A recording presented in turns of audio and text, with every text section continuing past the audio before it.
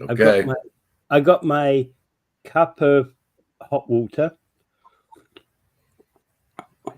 honey and hot All right, water. on your marks. Get set. Ready? Go. Yep. Well, welcome. Welcome to Talking Niagara. Yep. It's him and it's me, Yeah. host So today. that's that's Peter here and Dave there. Hi, everyone. Yep. Welcome Hi back to everyone. Talking Niagara. We're interested in your opinions. We're interested in topics you might want to talk about. So please let us know, and we Yeah. will. Even if it is the life expectancy of penguins on Antarctica, we'll talk about Well, no, we'll have to get an expert in for that one. it. Or we can guess. Oh, I'm not No, prepared we to couldn't guess. afford the expert, but I figure, I Actually, figure, I tell you, we can't afford the expert. We can afford to go down there. I've always wanted to go to Antarctica. oh man, my buddy went down there 19 times. Jimmy Lever, I know. remember I him? know. I only want to go on there to just to. I want to be where Cook landed. No, not Cook. Not Cook. You I think of mean Shackleton or Scott or a Munston? Scott. Scott. I want to land where Scott landed or Amundsen landed. Yeah, either one of those two. Yeah. Look, yeah, everyone forgets about Shackleton, and Shackleton is probably one of the most important explorers of all time. And if you Well, talk to people from Antarctica or people who have been there, Shackleton is usually the guy that comes up first. yeah. Yeah. So though he isn't the guy that made it to the South Pole, he is so important there. Like there's explorers that we don't know nothing and anything Oh yeah. about, and and it irks me that our ignorance is so huge. But then again, not everybody can be as smart as me. Yeah, I agree. Shackleton's one of the best. In fact, the Shackleton picture is actually the one that's still portrayed of Antarctica. The one which basically looks as if the ice settled around a boat, and the boat Yeah, sailed off in the spring. yeah. Talk about tough men, eh?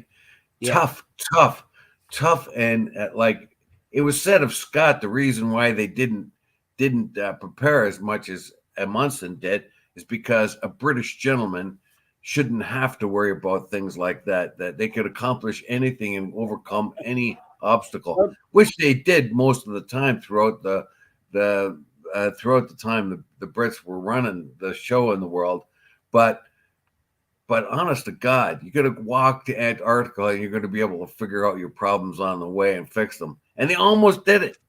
They were only 11 miles shy when they succumbed to the environment. Only 11 miles shy. 11. But that proves again, though, that proves again, Baden Powell's thing that you got to be prepared. Yeah, Baden Powell, the Boy Scouts guy. Like I was a Yeah. Boy Scout myself, and we learned about Lord Baden Powell. My mother met Lady Baden Powell Okay. Well, good for when her. she was a little girl guide. Excellent. Yeah. All right. So got a number of stories today. This was actually one. Well, he tags himself as a professional. Um, Yeah, he tags himself as a professional squatter hunter, and he reveals to people the tricks he used to take over that are being used to take over homes, including Airbnbs and the like, by squatters. And it was fascinating here. But so basically, he's a guy who's actually employed to obviously kick them out, so he knows he knows a thing or two about how they get in. All right, and his name is Flash Shelton. I am going to say, hey, that's a name and a half in itself. But he goes by the moniker Squatter Hunter, and he's engaged by homeowners that need to get rid of squatters. And the interesting thing is about some of these is that a lot of them have occurred in New York City, and many squatters are actually utilizing Airbnb in other to get into the property, and some are even trying Airbnb to actually make money out of the property. In fact, there was a video that he did whereby, there's an image he's showing of squatters basically kicking the homeowners' furniture out and having a garage sale. Well, yes, this guy reminds me of the guys that the people that used to hack into companies' websites and their internals, and then they would come and say, "Look, I'm a hacker. I got into your stuff. You want to hire me?" And a lot of hackers who got very good at hacking did that. They then became the protection of because they knew what they were doing, particularly in the early days of hacking when there wasn't a whole lot of protection against hacking and people didn't understand it. Now this guy is a professional because he's being a squatter and he knows squatting, but I think it's a bit of a scam too. It's kind of like you got that house over there. It might get squatted on unless you use me as your protection. Unless you hire me, you never know when it's gets squatted. I have a feeling, you could actually have a crew of squatters, and if somebody turns him down, he'll send his squatters into your place. See, it's almost like protection money. It could be something like that. It's probably not though. Well, that's he actually knows all the scams of squatting. Okay, go ahead. I was going to say that was the thought that crossed my mind, but go ahead. Yeah, so that this is a thing, of course. Squatting is a thing. It's been around for quite some time now. And why are they squatting? Because these fools are leaving their houses empty. They're buying them as they're buying them as investments and leaving them empty. There's houses. When I a couple of weeks ago, I drove by a house, and the person told me that the house was squatted in, and that they were running power from an apartment building from across the street. So they'd ran extension cords and tapped into the power across during night, especially when everybody was asleep.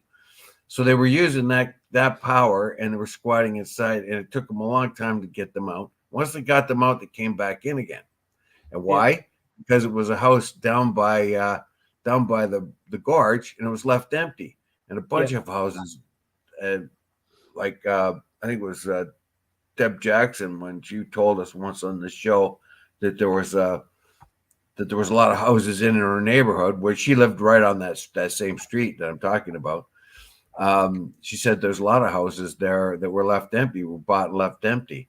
So we see that Mike Cushman is really right about that. But part of the reasons why we have housing shortages, people are buying houses and leaving them open. And actually, there's people who are buying them houses and leaving them empty. But there are also, there's two categories of that. One that are leaving them completely empty and never putting anybody in them, then not Airbnb them at all. And the other, which are putting them on Airbnb and actually trying to make a profit that way. Now, the trouble is that one of the big problems we have in Ontario, and I can only speak for Ontario, is having been on the landlord and tenant board and seen hundreds of cases like this. There are hundreds of cases out there. I'm not saying I've been on I've been the person representing whoever, but being on the board, I see dozens of cases, see cases all the time about this, where you're talking about people who are basically, messing up houses, tenants that have been there forever, and well, not been there forever, but they can't get out, that have been, that basically ruined the house. We've got two examples on our books at the moment of people who set houses on fire. not completely Oh on my fire, God. but set them on fire. And I'm okay. So one was deliberate, the other was accidental. But again, we got houses with that situation. Walls punched in, kicked in, is frequent, too frequent. Yeah. Why And though? many, Why? many other but things. but a squatter would probably not do that. A squatter probably just wants a place to live. They wouldn't want to do damage in the place that they've squatted in. Yeah, As a means of resentment after getting evicted, maybe they would do something like that.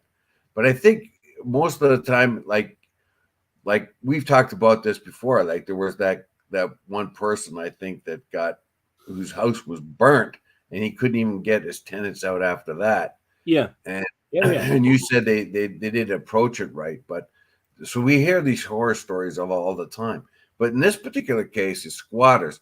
And why are there an opportunity for squatters? It's because houses are left empty. And Yeah. why are the houses left empty? Yeah, I would imagine that when we were in our 20s and 30s, Dave, winding the clock back a while, I doubt that any houses were left empty. It wasn't a tactic used. Maybe a house was empty for 2 or 3 months because it was being repaired, renovated, etc., but no house was left empty forever. If you had an investment property, you'd always be filling it up. Yeah, it was I don't know. It tells me that a lot of people have a lot of excess cash and they just making investments. And I Yeah, mentioned this dozens of times yeah, about the brownstones in London. The whole streets of them were bought by people from Dubai or Kuwait or something like that, and they had so much money they didn't have to get any money out of them, so they left them empty because they knew they were going to appreciate. So if you buy a lot of houses and that, and now you are and you don't sell them until the price is right, if you've got a lot of money, you could do that. So these people who've come down here and bought houses in Niagara and left them empty, uh, and Mike Cushman says, "What is the rights of?" Mike Cushman, our listener, Metaphysical Mike, asks, "What are squatters' rights?" I don't think they have a whole lot of rights if they actually, squat in your house, but if they have squatters' rights if they squat in the park, the city park or something, maybe. yeah.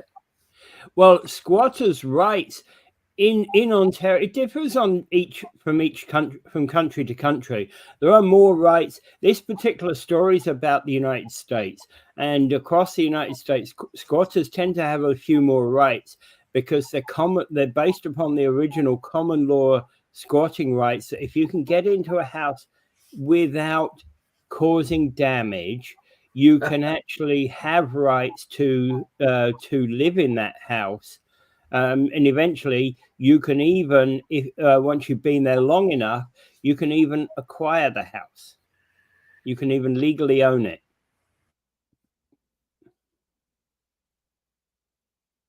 Dave, I Uh, think. yeah, I would like to really see what. I mean, there's got to be extreme exceptions to Oh, that. There, that's got to be in extreme situations. I mean, if that was the law, then squatters would know exactly where they could exploit that particular law, and they would go for it. Like, I mean, we don't yeah. really hear a whole No, lot of that stories law about does not. squatting. That's original common law squatters' rights, but that doesn't exist here. They would have to break in with. They'd have to get in without breaking in. If they break in, they're breaching the squatters' rights. And essentially, I think USA runs the same law today, but that's the original common law, and that law does not exist in Canada. That is in Ontario, that law has been actually removed from the books. So squatting. Mike Cushman says there is a new home being built on the street behind me. It is a rental, an investment from a guy in Toronto, not even built yet, and it's already a rental.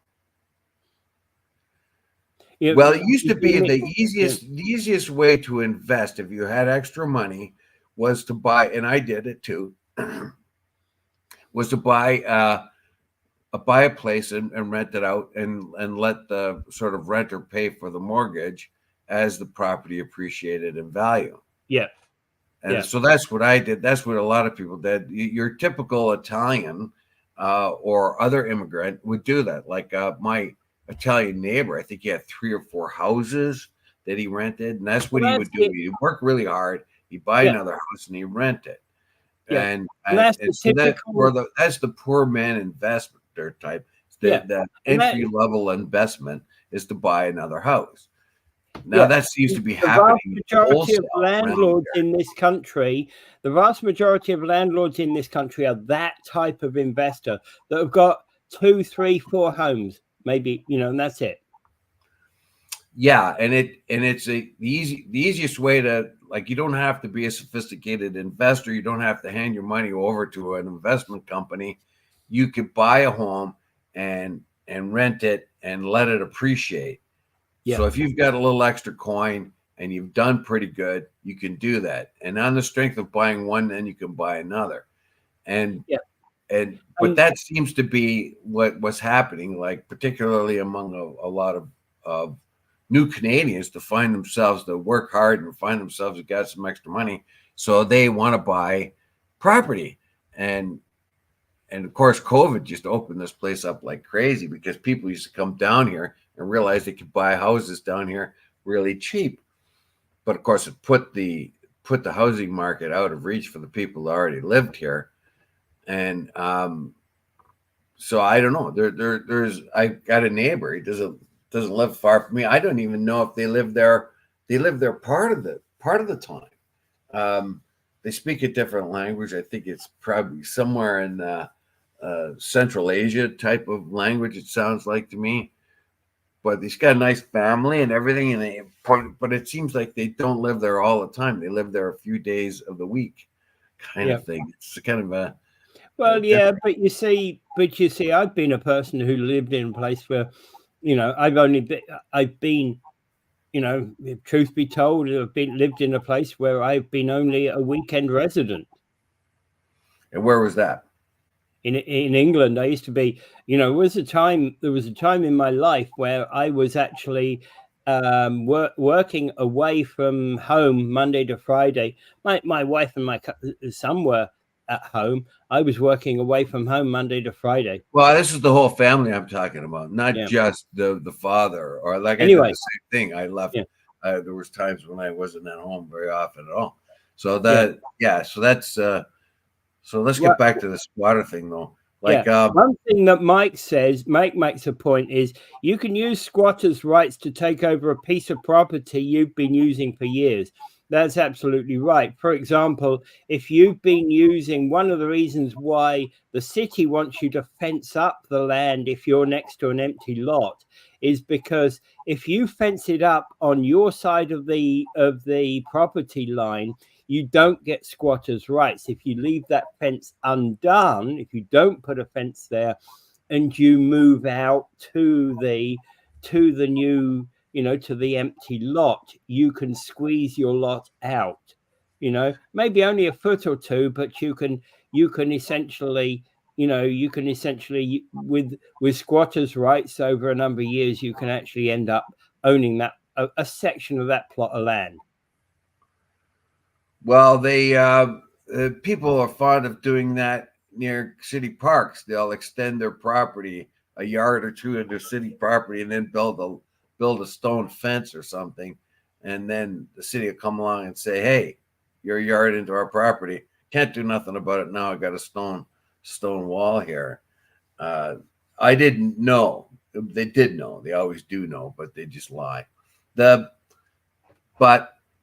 I mean, that's a minor thing compared to, okay, so if you've got let's say I've bought a farm up north, right? And I'm not there very often, but I bought it just because I like it and I like to go there once in a while and it's on a lake. Then somebody starts building a shack there. Well, I tell them to leave and then they just keep coming back. Do they get squatters' rights even though I've told them to leave and the cops are too dumb to get them out of there. And I asked the cops to get them out of here, and they can't get them out. Do they still have squatters' rights, or do they have to be there and me not know about it? That's an interesting question. I don't know nothing about the law of squatters' rights. Yeah, that's an interesting question, because in fact, especially if they were on a corner of your land that you weren't 100% sure whether that was at your land or the next door neighbor's land. Yeah, you see, I really don't buy the squatters like to, because somebody's using your land, and you have a pretty big piece of land, and you don't know about it. If you know that the squatters are there and don't do anything about it, maybe they can acquire some sort of right over it. But if you're broken up again, Dave, don't leave, and we know birdies are like, they that's the last thing on the order of priority for them. They've got other crimes they have to deal with. You get the RCMP or the OPP, go out in the middle of the wilderness, try to get some hillbilly off your property. That's way down their priority list. So how do you get rid of a squatter in a situation like that? Yeah. Anyway, we're going to find a fair amount of the squatting happen. I think probably too we're going to find more fires and things of that kind. Mr. Simon's house, old home that was on what was it on down there around Cataract or Zimmerman, got burned up. It was just people broke in there. It was a really nice old house. Mike Cushman, our listener, Metaphysical Mike, says, it sucks, Dave, but there are old tort laws people do not know about that still exist. Yeah, I do, but I really don't hear too much about people who squat and actually then acquire the land. I hear the potential from here, but to my knowledge, I've never really heard of that where it's being successful, squatters being successful. Yeah, well, and with today's GPS thing, what's going to happen with you if you take over neighboring empty lot on of ground on a city property, at some point in the future, when a new owner wants to develop that land, and they come along to the city and say, I want the GPS coordinates for my land, right? They'll basically just reinsert their rights, and somebody from the city will come along and say, move your stuff. Yeah. Right. And that's all there will be to it, right? So it's very difficult to squat. Now, the squatters' rights of the tenters that have been in different municipal towns, and the city wants to get rid of them, and the court rules in the favor of the squatters, and that was a completely different situation. Whereas the city owns the property, but the city cannot provide adequate housing or move them to a place that's of equal of equal worth, basically, even though it's only a tent. So they say, got to get rid of you, but there's no place to send you. Yeah. In that particular case, it's a little bit different, but that community land remains community land, and those people will eventually leave because hopefully because their situations will improve, hopefully. Okay. Our next story comes from a place called Seaside, California. Yeah. Okay. See, the township of Seaside, California. So they ordered this guy to build a fence to hide his boat. So the homeowner complied. He built a fence.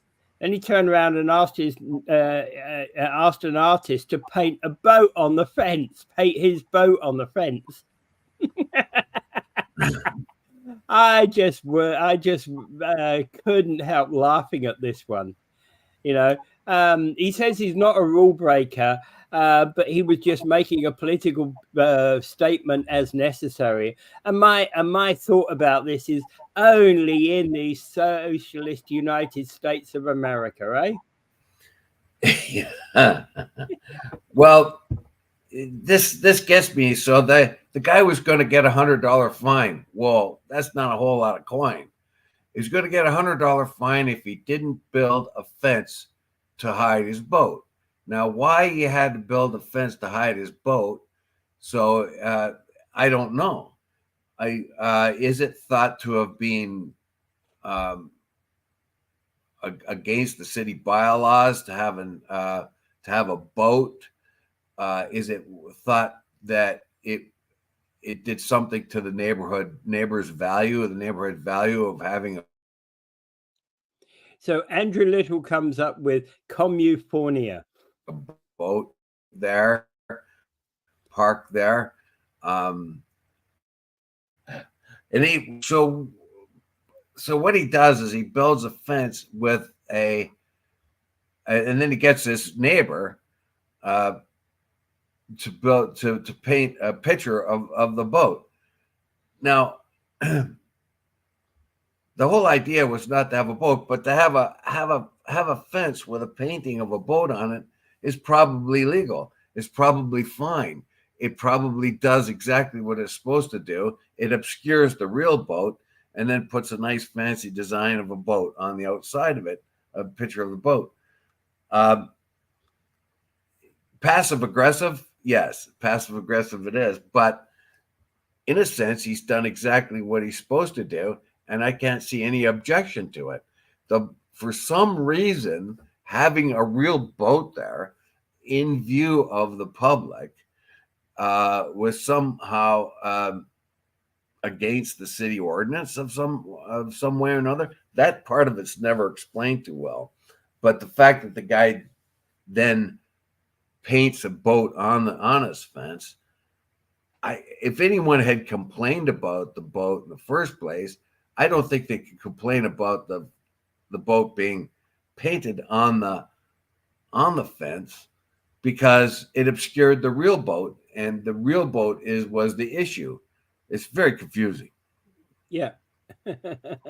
Oh yeah, yeah. It is very confusing, and it's like, are we really seriously into this kind of rubbish? You know, I see the picture of where the boat is parked, and I note that when he puts a fence up to obscure the boat, it's not that high a fence, so it only I actually think the boat's fine. I think the city's going nuts, to be quite honest. But it doesn't say that there's a bylaw that you can't have a boat, and that would explain everything to me right now. Now, is it thought to be an eyesore to have a boat? Yeah, actually, he's is got it a very an well eyesore against the aesthetics of the neighborhood? He's got a very well kept driveway, from what I can see. So having somebody paint up what was in his driveway, yeah, very clever, very, very clever, and hey, I'm sorry, I think the city's out of order on this one. So Seaside, California. The fine was $100. Yeah, like who fines anyone $100? I mean, that really sounds serious, doesn't it? Yeah. Like, I mean, if you don't build well, probably the fine was set up in the 50s. Cost you more than $100. We're going to fine you $100. Yeah. Yeah, probably the fence cost him $1,000. Probably cost him $1,000 to put the fence up and another $1,000 or so to paint it.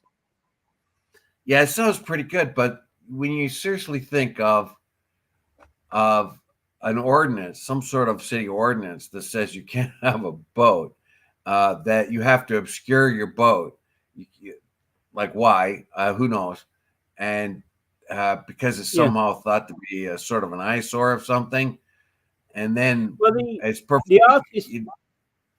The artist in this one, Hanif Pani, never expected that he would be number one on Google for boat fence painting. Well, I would say that this was a really cool idea. I don't think and the odd thing is that a fence with a picture of a boat on it is much less offensive than the actual boat, because it's a fence and it's allowed to have designs on it, and it was actually thought to be art to have a picture of the boat. But for some reason, the real boat was objectionable, but the picture of the boat on a fence is not objectionable. And it cannot. I just I don't understand. I would really like to know the source of the law, though, which would make this much clearer. Like, why was a boat objectionable, and has to be obscured by a fence? Yeah. Well, Mike suggests that we might have such a similar bylaw, but I've been living opposite a boat. I lived opposite a boat for many years. The people who rented the place right opposite me, they had a boat which they had stuck down the side of their house. I don't think. Well, are you going to get them to make a fence with a picture of a boat on it? I don't care. I don't care. I have no, I don't really care. So we have a bylaw for trailers. There's actually many trailers that are parked in many front yards. I'm sorry. If we have a bylaw, then that's ineffective, Laurie. Yeah, well, you won't find one in Calogero Estates, mind you. But yeah, I've seen trailers here. I think the guy beside me's got a trailer sitting in his front lawn or front driveway. Like, I'm in a condo, the house beside our condo. I know of plenty of people in Niagara Falls that have got trailers that are parked on their driveways. Yeah. So what? So is that supposed to be? Is that supposed to be an eyesore? The bylaws are as strong as the enforcers, and that's the thing. What's the big? All right. Let's tie the two stories together for a minute. Let's tie the two stories together. What about squatting in the trailer? Is that a thing?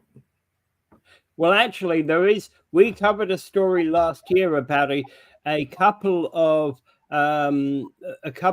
landowners that allowed people to park their trailers and live full time in the trailers in Pelham, if you remember. Yes, I do. But that I'm thinking of, if you've got a house trailer in your driveway, is it okay for somebody to squat in that?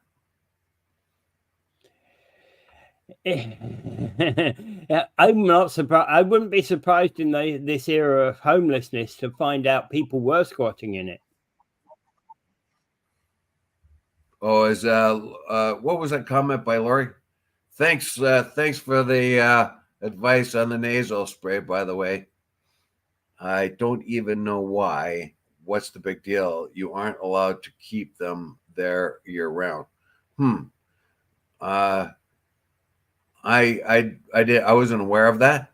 I do see people with their house trailers just parked there. I just really didn't know any. My father knew a teacher, a British guy, and the guy built a sailing boat.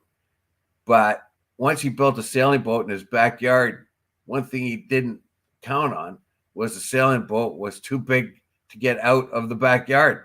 He had no way of getting it out. He had to get a big crane, rent a big crane to zoom over his house, pick up his boat, and put it out in the front.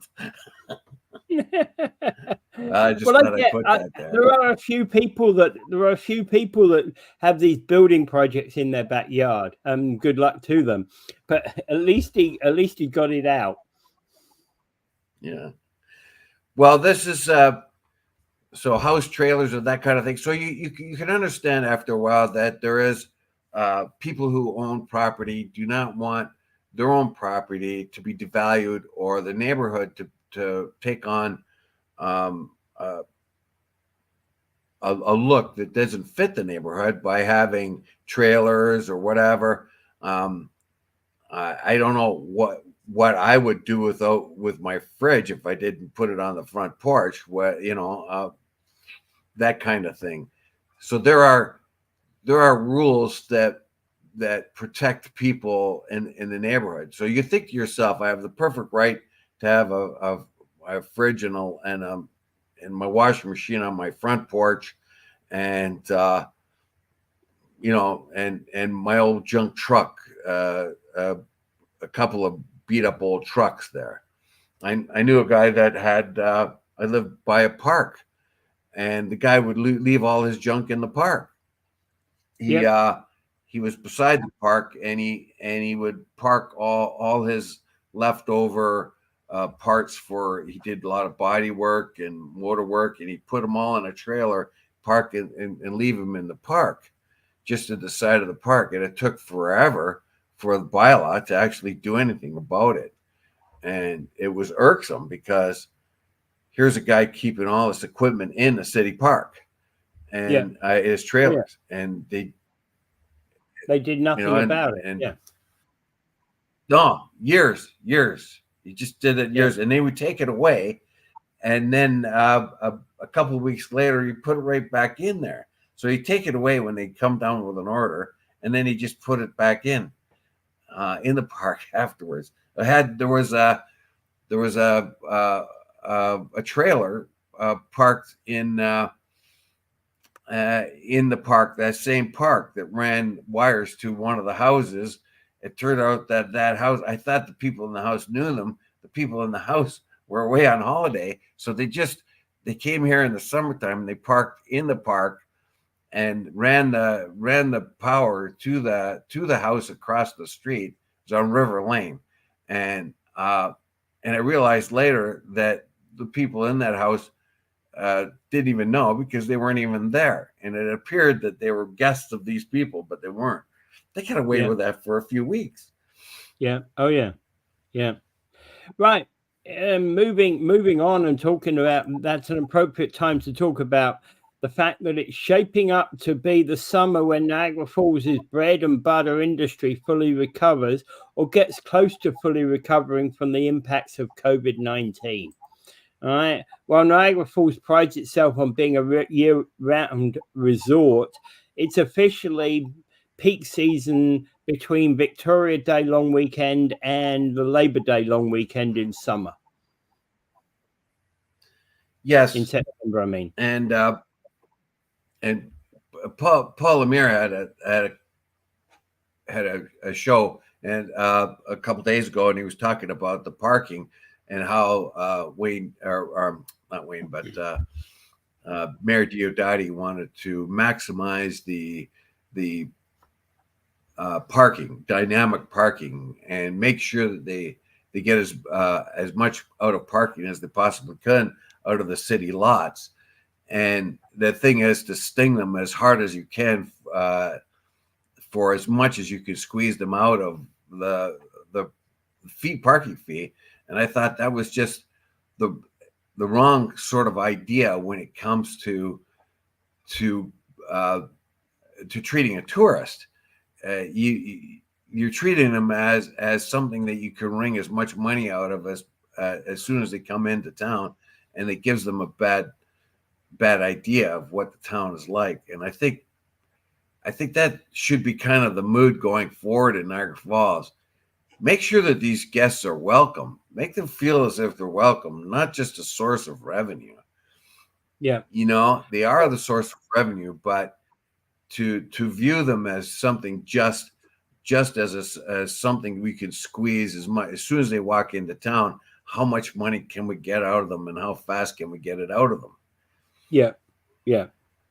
And basically, the question here is, we're looking to be surpassing pre-pandemic levels, 2019. In fact, I was talking with Adam Hyde a couple of weeks ago when you were away, and he was telling me exactly this. It's shaping up to be a great summer for the tourist industry.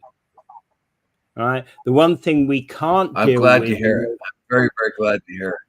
I am as well. The one thing we can't deal with, though, is actually weather, right? Because actually, one of the guys who's commenting in this article was basically saying that when we have bright sunshiny days, he looks like a hero. He personally looks like a hero as the CEO of the organization. But when we have rainy days, on the other hand, he looks like a zero. And it's I got don't know what nothing he's to going to do with, do. yeah, it's got nothing to do with anybody who runs any business around here. I think you're a hero for doing whatever you do, and and don't ever consider yourself a zero just because we have bad weather. I don't know what you're going to be able to do about that anyway. Put on your shaman suit and do a sun dance. Yeah, not really. Yeah, and the thing is that there's nothing you can do about that. It is what it is. There were probably a number of cancellations on the day of the eclipse because of the bad weather that was predicted. Yes. So I don't know what you're going to be able to do. I think it's going to be just a kind of a typical summer, basically. The first weekend's coming up right now. It's the May long weekend. That's coming up this weekend, isn't it? Yeah. It's today. So this is supposed to be the beginning of summer for us. I mean, the main part of summer. This is the part where you normally think of summer. The real festive idea of summer begins actually in the spring, which is late May, and which is the May 2/4 weekend. You're going to get a lot of sun. Yeah, it's the days are going to be very long. The daylight hours are going to be very long, and it's suitable for a celebration. The weather's nice. I don't know. Is Niagara going to bounce back? Well, I'll take Mr. Hyde's point of view. I'll take it as he says, and I think he's right. He was telling me he was literally telling me about bookings, right? So he's only basing it upon the bookings that he's seeing, and basically his best year for his actual business was, and it's a very specialist tourism business what he runs, but his best year was 2019. Of course, every year subsequent to that has been complete wipeout, and he's seeing double-digit increases on 2019 right now. Yes. But that sounds good. That sounds very good. It sounds like and there's nothing I can see that will hold back tourism, because I think things really kind of get back to normal. We need another pandemic or a war or something like that to stop it. But I don't think that's going to happen. I think there's an interesting it's going to be viewpoint. like free and joy, back to normal. Yeah, it's an interesting viewpoint by Andrew Little. I don't see a great deal of tourism until inflation and cost of living is dealt with. And I understand exactly where you come from, Andrew, because in fact, actually, one of the things is Adam, when I spoke with Adam, I said, yours is a particular type of tourism sector you run, because he runs golf tours and things like that. So that's for a particular class of tourist, right? And what Andrew is talking about is that the guy who works in a factory in Toronto or Hamilton is kind of going, well, I can't afford to go on holiday right now, not with the price of gas and not with the cost of living increases. Well, I think the opposite. I think Niagara Falls, as expensive as it is, and how gouging it is, it's still within the rubber tire network. I can see a family not being able to go for rent a cottage, go up north for a week, or go somewhere. But what they can do is they can come down to Niagara Falls for a weekend or a couple of days because it's not far. And that goes Yeah. for a lot of the American traffic as well.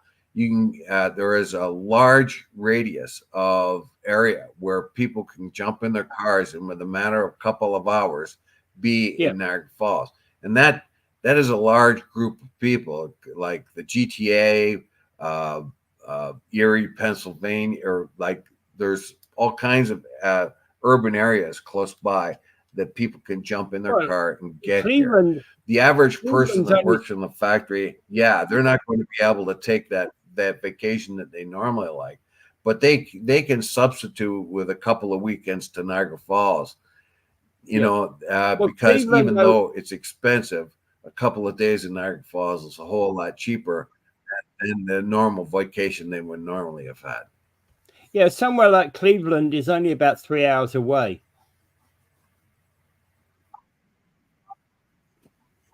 Yeah, but Well, yeah, that's that they always talk about the rubber traffic tourist, right? yeah, Right, the rubber tire tourist, the one that can get here by jumping in the car. Uh, yeah, uh, yeah, when we had COVID and before that, when we had SARS, those are the things that get cut off, and those are the things that are so reliant. That's why they started to market more in the GTA. They didn't usually market Niagara Falls too much in the GTA because they were more reliant on American tourists who quite well knew Niagara Falls and were able to come here quickly. I talked to a guy in New England when I was there, one of my last trips, and he said that he used to live in Rochester, and he would just on a whim, he would say to his girlfriend, "Hey, come on, let's go to Niagara Falls," and on a whim, they would just jump on the car and go. Well, it's only a few hours for them, and that's the yeah, kind of thing people can do. And yeah, as I said before, the usual vacation where people load up their car and go someplace, yeah, for the average family, that's probably not going to happen. As a matter of fact, one of our other stories is Pierre Polyev insisting that we drop the carbon tax on fuel so people can have a more affordable summer vacation. Uh, but even without that, people can still get to Niagara Falls, and even though it's expensive, they can still not as expensive as the big holidays that last a week. So I think Niagara Falls is going to be pretty safe, and we're going to have probably a bumper year. yeah. Okay, so let's actually move therefore on to that story about Polyev calling for the summer break on federal fuel taxes on fuel.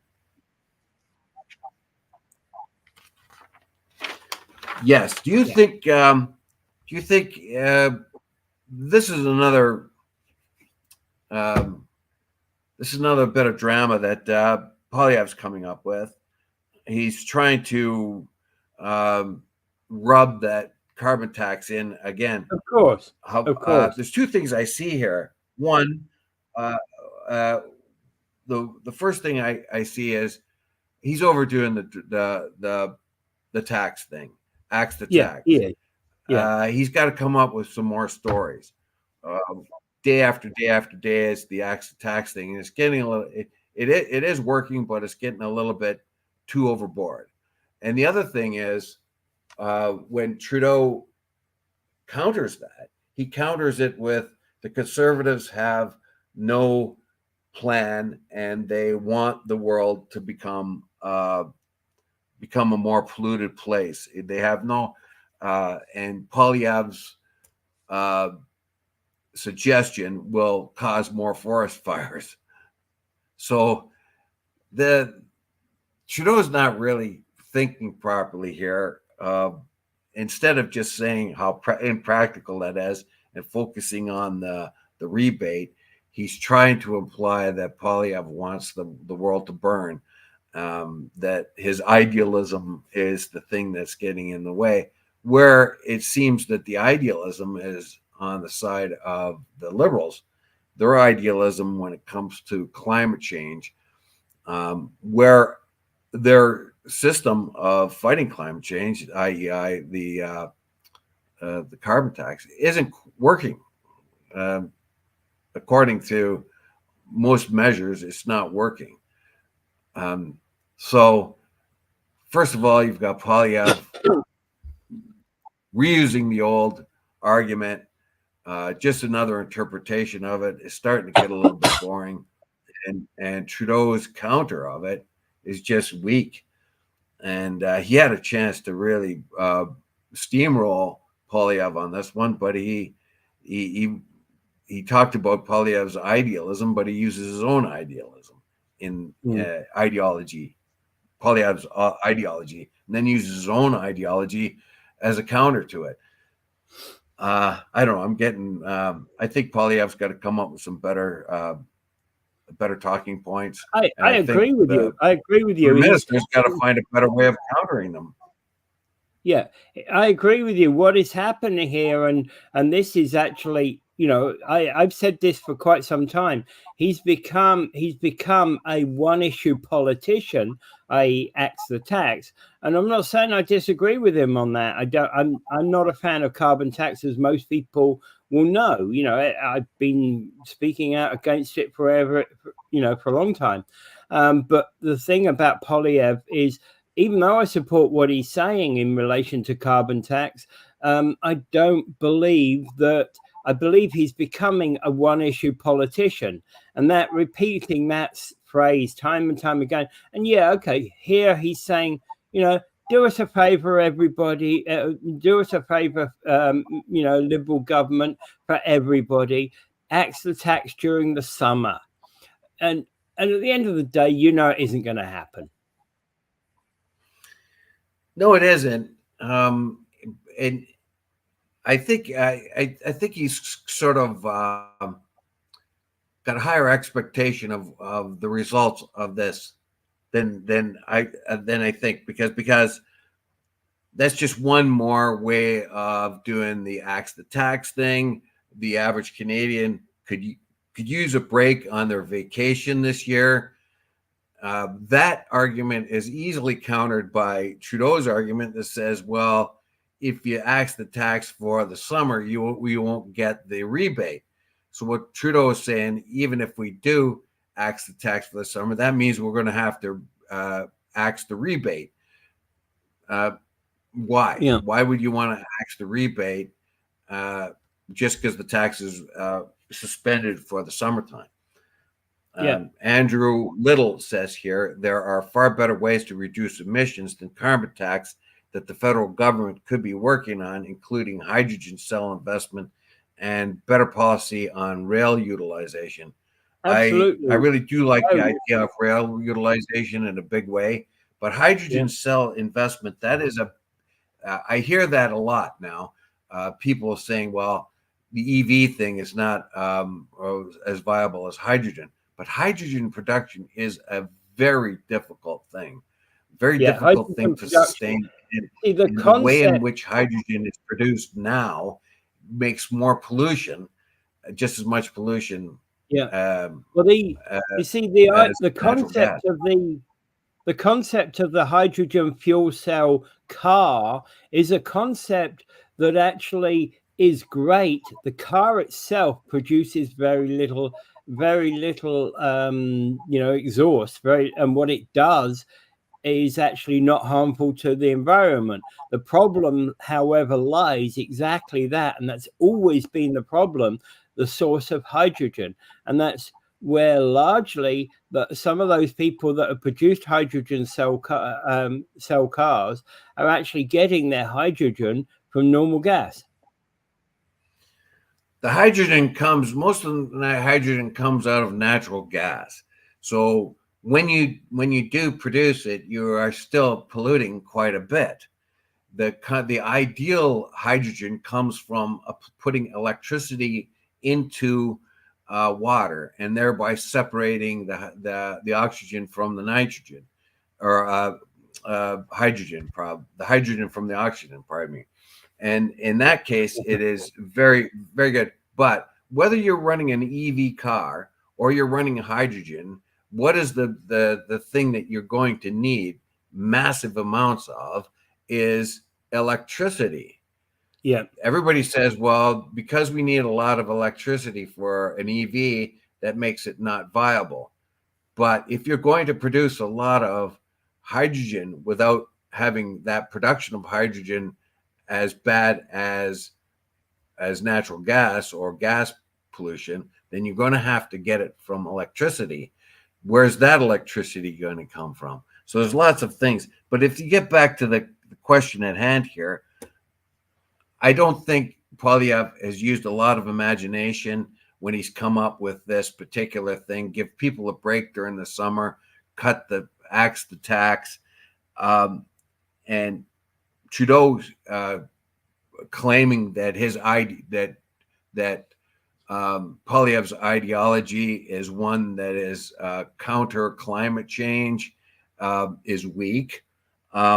His own ideology, as Andrew had pointed out, talks about a carbon tax that isn't working according to any kind of report that I've read, and that it is not expected to show any results for 5 or 10 years from now.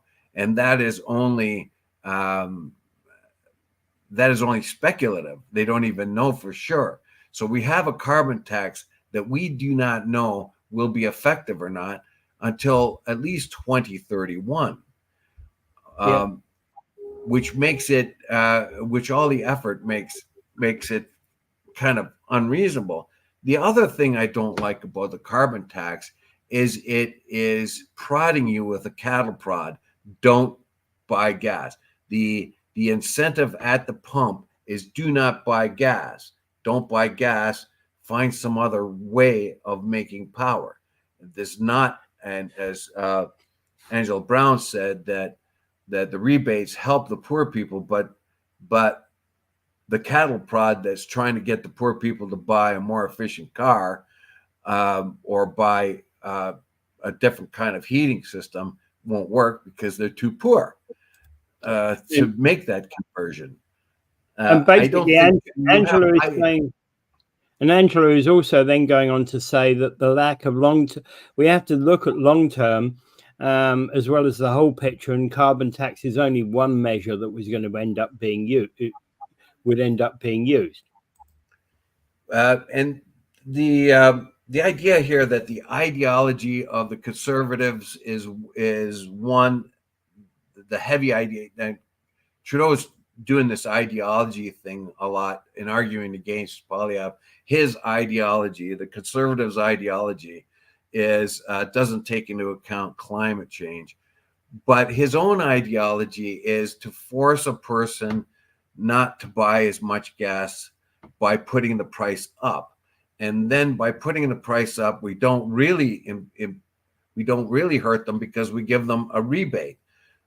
So I just don't understand why you want to use a cattle prod to force people like away from buying gas when you have no alternative but to buy gas, and then say, okay, we're going to fix the wounds of the cattle prod by giving you a rebate. It seems to me really counterproductive. The real problem with the conservatives is, and this point Trudeau is right about, they haven't come up with their own climate change strategy. And I'm sure they're not going to come up with it until closer to the election. But Polyev has hinted more around technology.